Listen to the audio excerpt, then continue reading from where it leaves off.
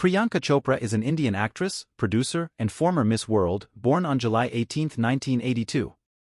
Beyond her successful Bollywood and Hollywood career, she is recognized for her significant humanitarian contributions.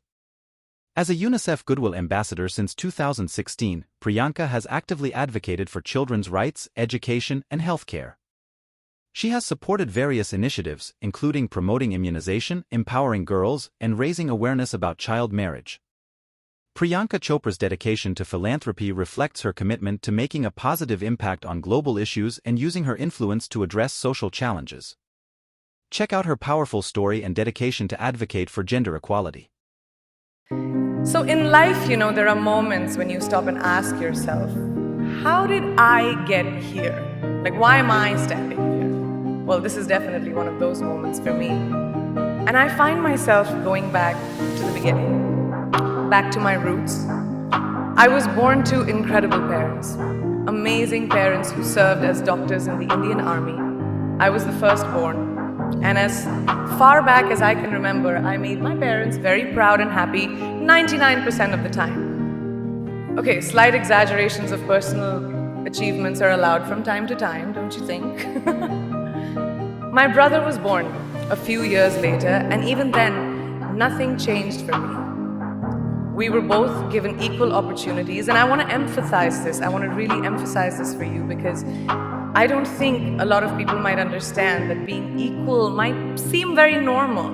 But where I come from, India, and a lot of developing countries around the world, more often than not, this is an exception. It's actually a privilege. My first experience of the glaring disparity between boys and girls came at a very, very young age.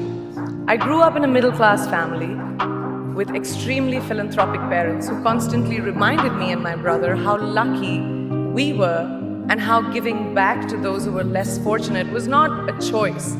It was a way of life. Simple.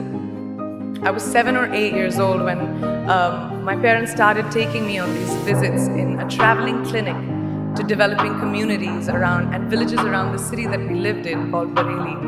We were packed into this ambulance and my parents would provide free medical care to people who couldn't afford it. My job at the age of 8 was assistant pharmacist. So I would count all the medicines, put them in an envelope and give it out to patients, and I really took my job very seriously. Very seriously. But the more I went on these expeditions, the more I began to notice the simplest things that distinguished a boy from a girl or a man from a woman. For example, girls were pulled out of school when they hit puberty because they were considered ready for marriage and babies. That's 12 and 13, while boys still enjoyed their childhood. Or basic human rights such as healthcare were denied just because they were women. Let's call this whole experience trigger number 1 for me. Fast forward a few years and many, many triggers in between.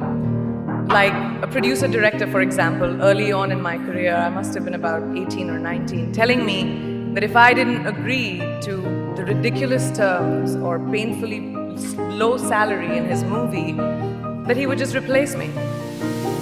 Because girls are replaceable in the entertainment business. That was a memorable one. Made me decide to make myself irreplaceable. But I think what really moved the needle for me and ultimately led me to create the Priyanka Chopra Foundation for Health and Education and around the same time partner with UNICEF was an encounter with my housekeeper's daughter. About 12 years ago, I came home from set early one day and she was sitting in my library reading a book. And she must have been 8 or 9 years old and I knew she loved reading. So I asked her, I was like, it's a weekday, why aren't you in school? And she said, oh, I don't go to school anymore. So I went and asked her mother and I said, why isn't she in school? And her mom said that her family couldn't afford to send her and her brothers to school, so they chose the boys. The reason? She would eventually get married and it would be a waste of money. I was completely blown. And it shook me to my core. Eventually, I decided to cover the cost of her education so that she could continue to learn, because education is a basic human right.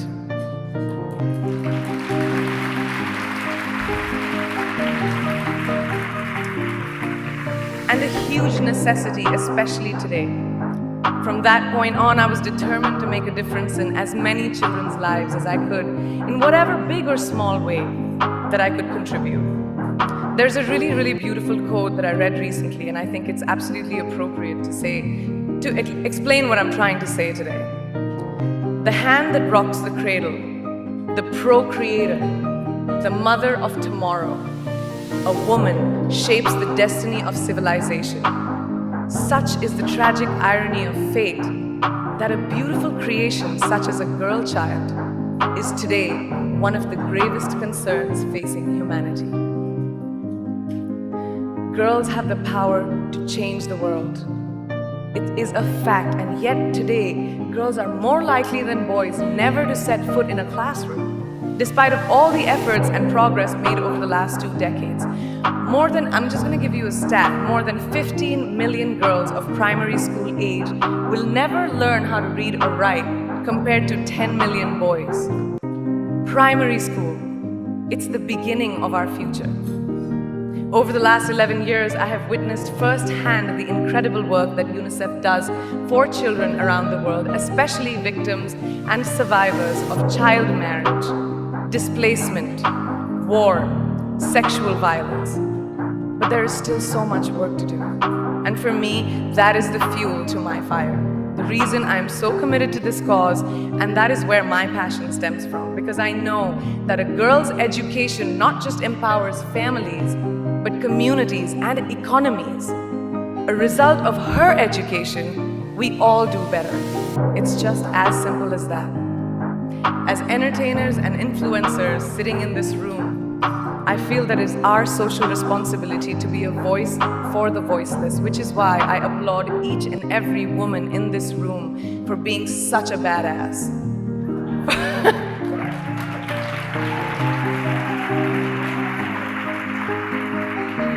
For using your platform and your voice to contribute to change, and for ensuring that there is not even one lost generation as long as we are alive.